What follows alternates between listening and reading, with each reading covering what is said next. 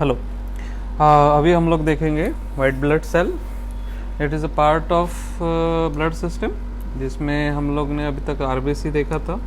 Now we will start WBC, white blood cell.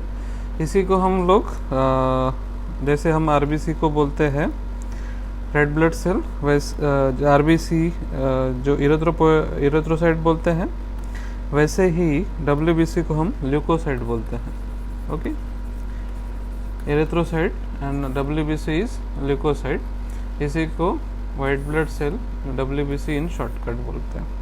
Next we will see about the details of WBC।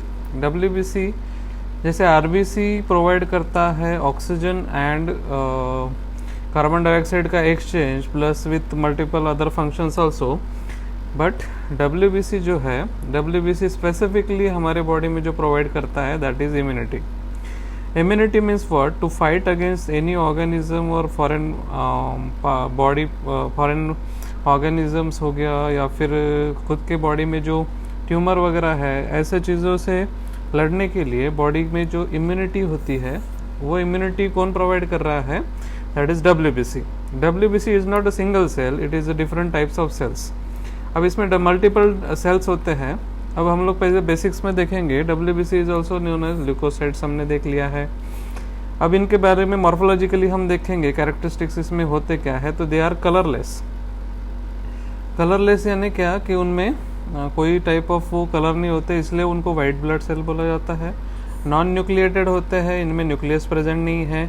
Okay, उनमें WBC ये जो होते हैं larger होते हैं, बट आरबीसी के कंपैरिजन में अगर हम देखेंगे तो WBC साइज में बड़े होते हैं, लार्जर है, बट इनका जो नंबर है इन कंपेयर टू आरबीसी वो बहुत लेस होता है। ओके, फंक्शन जो है WBC का ये प्राइमरीली है बॉडी को डिफेंस प्रोवाइड करना, या बॉडी का अदर ऑर्गेनिजम्स के अगेंस्ट, या खुद के बॉडी में जो ट्यूमर फॉर्मेशन और ये सब चीज़ों के अगेंस्ट बॉडी को एक इम्यूनिटी या डिफेंस प्रोवाइड करना। अब हम लोग देखेंगे कि डिफरेंट टाइप्स ऑफ WBC क्या होते हैं। It's not a single WBC। तो इसमें दो टाइप पड़ते हैं, एक होता है ग्रैनुलोसाइट्स और एक होता है अग्रैनुलोसाइट्स। ओके, ग्रैनुलोसाइट एंड अग्रैनुलोसाइट्स ये दोनों टाइप जो इसमें है, इसका बेसिक डिफरेंस ये है कि एक में ग्रैन्यूल्स है, जो ग्रैनुलोसाइट्स है इसमें ग्रैन्यूल्स प्रेजेंट है, अग्रैनुलोसाइट्स में ग्रैन्यूल्स नहीं है। Okay, because of this granules इनको हम लोग क्या करते हैं, बेसिकली डिफ्रेंशिएट करते हैं। अब ग्रैनुलोसाइट्स को हम प्राइमरीली अगर देखें तो इसमें तीन टाइप है, एक है न्यूट्रोफिल, एक है यूसिनोफिल और तीसरा है बेसोफिल। अभी हम लोग यहाँ पे देखेंगे कि ग्रैनुलोसाइट्स क्या होते हैं, उनका स्टेनिंग और अदर मॉर्फोलॉजिकल फीचर्स क्या क्या होते हैं। न्यूट्रोफिल का अगर हम लोग उसमें ग्रैनुलोसाइट्स में फर्स्ट देखेंगे तो फर्स्ट है neutrophil. It is also known as polymorphocytes और पॉलीमॉर्फ्स इसको जो बोलते हैं। अगर आप लोग कभी भी CBC कंप्लीट ब्लड काउंट अगर करेंगे, कंप्लीट ब्लड काउंट में उसमें पॉलीमॉर्फ न्यूक्लियर साइट्स और अदर इसमें ऐसे लिखा होता है, जिसमें क्या उसका जो वैल्यूज़ क्या है, कैसे डेविएशन से वो लिखा जाता है। तो उसमें पहला है जो पॉलीमॉर्फ्स भी जिसको बोलते हैं हम लोग, दैट इज़ न्यूट्रोफिल।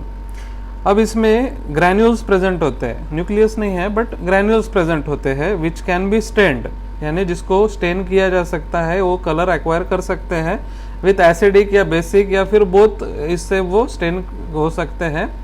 तो ये जो होता है न्यूट्रोफिल जो है, न्यूट्रोफिल जनरली लेशमैन स्टेन से स्टेन होता है। लेशमैन स्टेन में क्या होता है, दो टाइप के स्टेन हम यूज़ करते हैं, एक एसिडिक ईओसिन डाई यूज़ करते हैं और बेसिक मिथिलिन डाई यूज़ करते हैं। ये दोनों ही डाई से वो स्टेन होता है। ओके, सो दोनों भी डाई से वो स्टेन होने के कारण ये देखिए यहाँ पे न्यूट्रोफिल्स को यहाँ पे जो इमेज में हमने दिखाया है।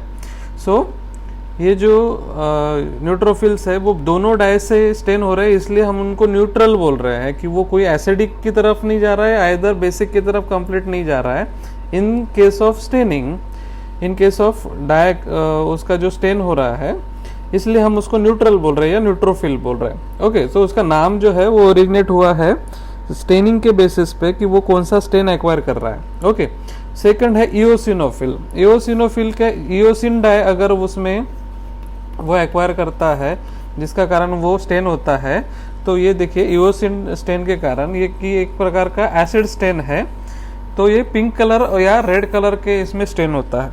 तो इसलिए ऐसे सेल्स जो सेकंड टाइप ऑफ सेल्स है जो कि इओसिन स्टेन को एक्वायर कर रहे हैं, जिससे वो पिंक कलर का या रेड कलर का स्टेन हो रहे हैं, इसको हम इसलिए इसको नाम दिया है हमने इओसिनोफिल्स।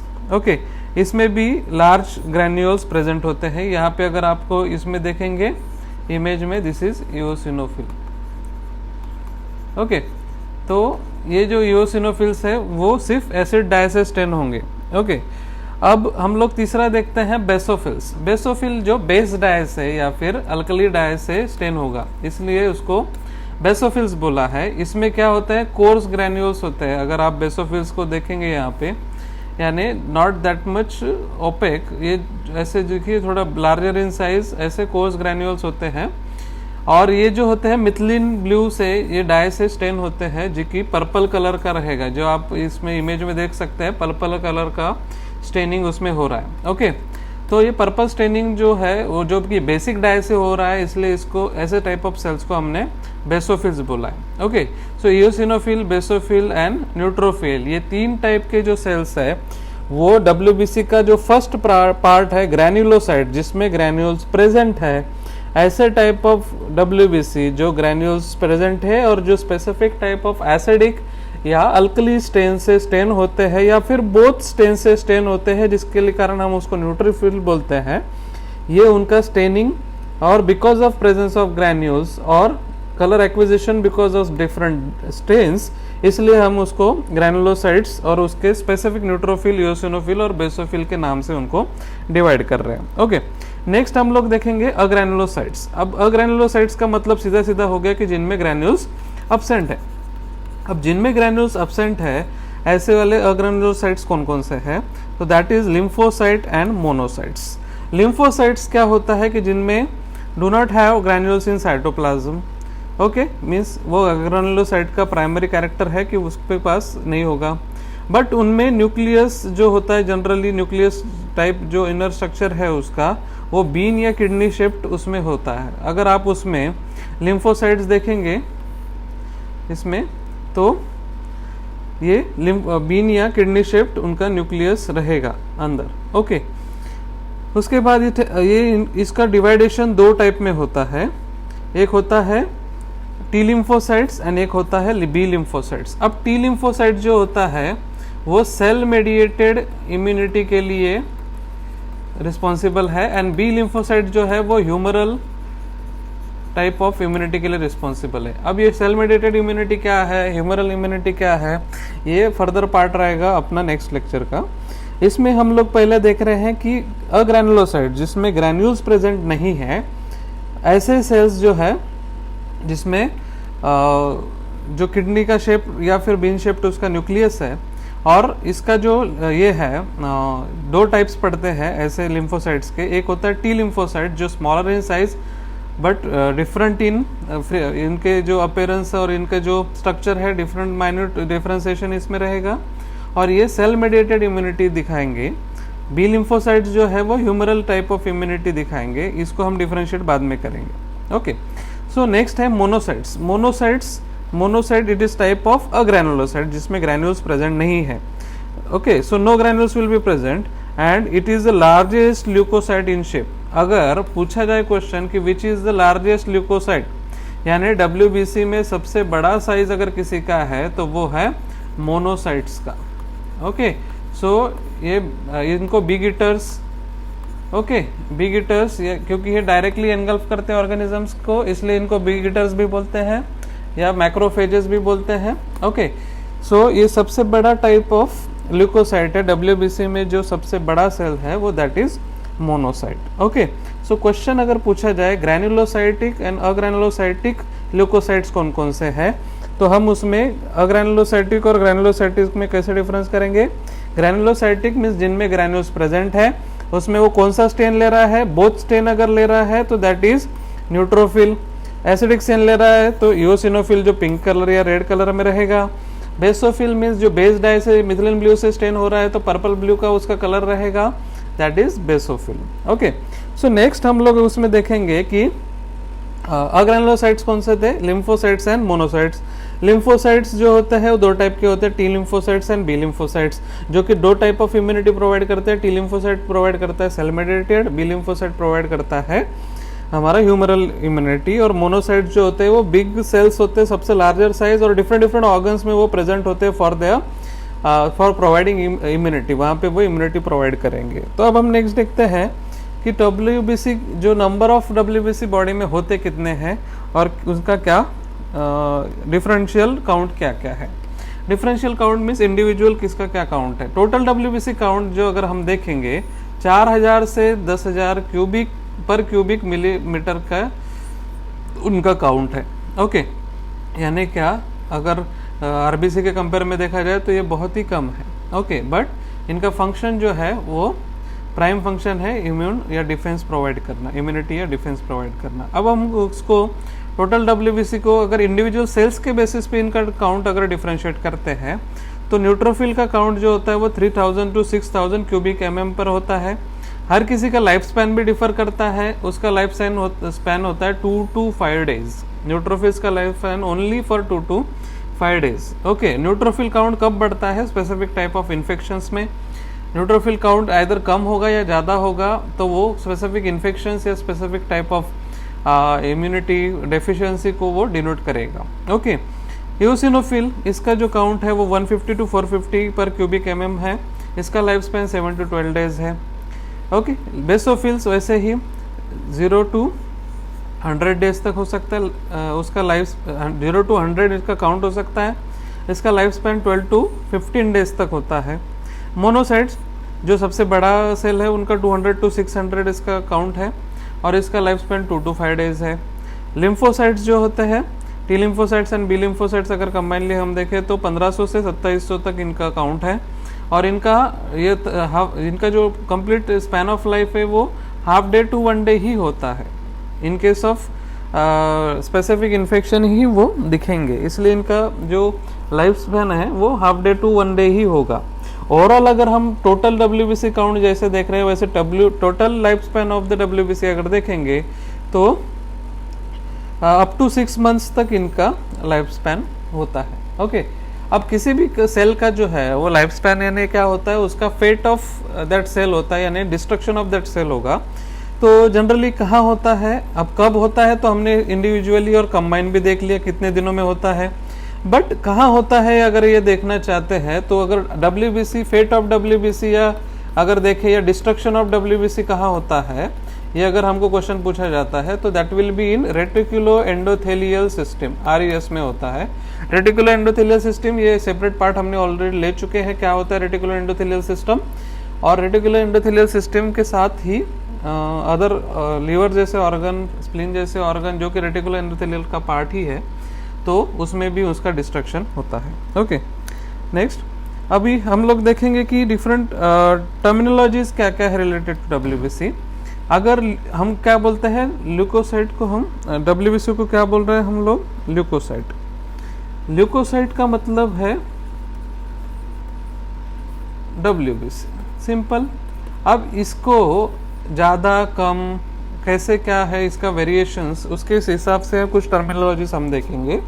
ल्यूकोसाइटोसिस अगर हम देखेंगे, साइटोसिस का मतलब होता है कभी भी इंक्रीज इन नंबर। अगर टोटल WBC काउंट इंक्रीज हो चुका है तो हम उस टर्मिनोलॉजी को उसको बोलते हैं ल्यूकोसाइटोसिस। इसमें क्या देख रहे हैं हम लोग, टोटल WBC काउंट इंक्रीज होना चाहिए, तब हम लोग उसको क्या बोलेंगे, ल्यूकोसाइटोसिस। उसी के अगेंस्ट जो है उसका जो उल्टा है वो ल्यूकोपेनिया। पेनिया का मतलब होता है लेस इन नंबर। तो टोटल WBC काउंट जब नंबर में लेस होगा तो दैट इज ल्यूकोपेनिया। ओके, उसके बाद हम स्पेसिफिक ग्रैनुलोसाइट और अग्रैनुलोसाइटोसिस साइट की तरफ अगर जाएंगे तो ग्रैनुलोसाइट्स जब भी बढ़ जाएंगे, इंक्रीज इन नंबर होगा तो ग्रैनुलोसाइटोसिस होगा। उसको हम लोग क्या बोलेंगे, स्पेसिफिक ग्रैनुलोसाइट्स का नंबर इंक्रीज हुआ है। ओके, तो increase in number of specific granulocytes that is granulocytosis. Decrease in second हम बोलेंगे increase in number of agranulocytes that is known as agranulocytosis. Okay, यहाँ पे हमने दिया। तो स्पेसिफिकली टोटल अग्रैनुलोसाइट्स अगर नंबर में इंक्रीज हुए हैं तो दैट इज अग्रैनुलोसाइटोसिस। उसके बाद granulocytopenia means decrease in number of, अगर ग्रैन्युलोसाइट्स अगर होगा तो उसका मतलब क्या हो गया, उसमें नंबर ऑफ ग्रैनुलोसाइट्स कम हो गए। अग्रैनुलोसाइटोपेनिया डिक्रीज इन नंबर ऑफ अग्रैनुलोसाइट्स होंगे तो अग्रैनुलोसाइटोपेनिया। सो कहीं पे भी पेनिया अगर आता है इसका मतलब डिक्रीज इन नंबर, उसके फिर सामने क्या आता है, ग्रैनुलोसाइट आता है, अग्रैनुलोसाइट आता है या फिर ल्यूकोसाइट आता है, उस बेसिस पे हम कौन से साइट टाइप ऑफ सेल कम हुए वो देखेंगे। वैसे ही साइटोसिस का मतलब आता है इंक्रीज इन नंबर, तो उसके पहले ग्रैनुलोसाइट्स आता है, अग्रैनुलोसाइट्स आता है या टोटल ल्यूकोसाइट आता है, उस बेसिस पे हम कौन सा सेल बढ़ गया है ये देखेंगे। ओके, तो नेक्स्ट हम देखते हैं what are the properties of WBC. Property यानी क्या कि वो स्पेसिफिक क्या फीचर्स शो करता है डब्ल्यूबीसी, इस पे भी क्वेश्चन पूछा जा सकता है। डायपेडेसिस इज अ प्रोसेस जिसमें क्या होता है कि फॉर एग्जांपल डब्ल्यूबीसी हो या आरबीसी हो, इनको क्या होना पड़ता है, किसी भी स्केल के छोटे जो ब्लड कैपिलरीज होते हैं उनमें से उनको स्क्वीज होके जाना होता है, क्योंकि वो कैपिलरी का साइज इतना छोटा होता है कि वो उसको मैच भी नहीं करता है डब्ल्यूबीसी के साइज को। तो ऐसे छोटे कैपिलरीज से पास होना हो तो उसको क्या होना होता है, स्क्वीज होना होता है, उसकी साइज उसको कम करके स्क्वीज करके उसको बाहर निकलना पड़ता है। इसी स्क्वीज होने के इसमें ही जिस सेल्स का मेम्ब्रेन डेलिकेट हो जाता है, जिनका एज हो जाता है, वो रप्चर हो जाते हैं। तो नॉर्मली ये स्क्वीज होके जो निकल सकता है minor blood capillaries through WBC, इस प्रॉपर्टी को हम बोलते हैं डायपेडेसिस। ओके, उसके बाद अमीबॉइड मूवमेंट होता है। अमीबा का मूवमेंट हमने देखा है, सीलियाज एंड फ्लैजेला होता है अमीबा पे। अमीबा कुछ नॉन सिलिएटेड होते हैं, अमीबा को मूव करना होता है तो वो अपना पूरा साइटोप्लाज्म एक साइड लेके जाता है और फिर उधर वो एक्यूमुलेट होके फिर ये जो जहाँ पे नहीं है उसको इधर पुश करता है, तो यानी वो जो सेल है वो श्रिंक हो जाता है और इधर का पार्ट स्वेल हो जाता है। तो ये ऐसे ही अमीबॉइड मूवमेंट वो डब्ल्यूबीसी भी खुद के मूवमेंट के लिए दिखाता है। तो अमीबॉइड मूवमेंट अगर स्पेसिफिकली डब्ल्यू सेल्स में कौन कौन दिखाता है वो देखेंगे, that is neutrophils, lymphocytes, monocytes, ये अमीबिक मूवमेंट स्पेसिफिकली दिखाते हैं। इओसिनोफिल एंड बेसोफिल के बारे में अमीबिक मूवमेंट का हम लोग नहीं बोलते हैं। ओके, उसके बाद कीमोटैक्सिस। ओके, कीमोटैक्सिस क्या होता है, it is attraction of WBC towards the injured tissue by chemical secreted. अगर समझ लीजिए कि किसी साइड बॉडी में कहीं पे इंजरी हो गई, ओके, इंजरी या कुछ भी इंटरनल हो सकता है, एक्सटर्नल बॉडी इंजरी हो सकती है, तो इंजरी होने के बाद जो केमिकल मेडिएटर्स वहाँ पे केमिकल्स सिक्रेट होंगे, उस केमिकल्स की तरफ डब्ल्यूबीसी अट्रैक्ट होता है। ओके, वो अट्रैक्ट होके फिर वहाँ पे इन्फेक्शन और उसको क्या करेगा, काउंटरैक्ट करेगा। तो ये जो केमिकल्स है जो आफ्टर इंजरी सिक्रेट होते हैं, ऐसे केमिकल्स की तरफ अट्रैक्ट होने का जो डब्ल्यूबीसी का प्रॉपर्टी है उसको हम कीमोटैक्सिस बोलते हैं। ओके, उसके बाद है फैगोसाइटोसिस। फैगोसाइटोसिस में सेल ईटिंग होता है। नॉर्मल एक सेल है अमीबा, वैसे ही अमीबा का भी एक मूवमेंट ये था कि वो सेल के बाहर जो भी कुछ ऑर्गेनिज्म और ये हो उसको क्या करते हैं, उसको सेल के अंदर लेके उसको एनगल्फ कर लेते हैं और उस सेल को अंदर उसको डिस्ट्रॉय कर देते हैं सेल के अंदर। तो सेल जो चीज़ को खाता है या उसको सेल के अंदर ले लेता है उसको बोलते हैं फैगोसाइटोसिस प्रोसेस, सेल ईटिंग जिसको हम बोलेंगे सीधा सीधा। तो जो ऑर्गेनिजम्स और इनको ये जो डब्ल्यूबीसी किल कर रहा है, ऐसे इसमें जो डब्ल्यूबीसी उनको ईट कर रहा है या फिर एनगल्फ कर रहा है ऑर्गेनिजम्स को, ये भी उसका प्रॉपर्टी है डब्ल्यूबीसी की। स्पेसिफिकली जो लार्जर सेल्स होते हैं, न्यूट्रोफिल हो गया, मोनोसाइट्स हो गए, ये सब चीज़ों, ये सेल्स का स्पेसिफिक फंक्शन जो होता है वो सेल ईटिंग होता है, जो बाकी जो ऑर्गेनिजम्स को वो एनगल्फ करते हैं। So these are the properties of WBC, जिसमें क्वेश्चन पूछ सकते हैं कि which of the following is not a property और which of the following is a property of the WBC। अगर नेक्स्ट अगर हम इसमें देखा जाए कि क्या क्या हमने देखा, तो इसमें पूरा जो WBC है, थैंक यू।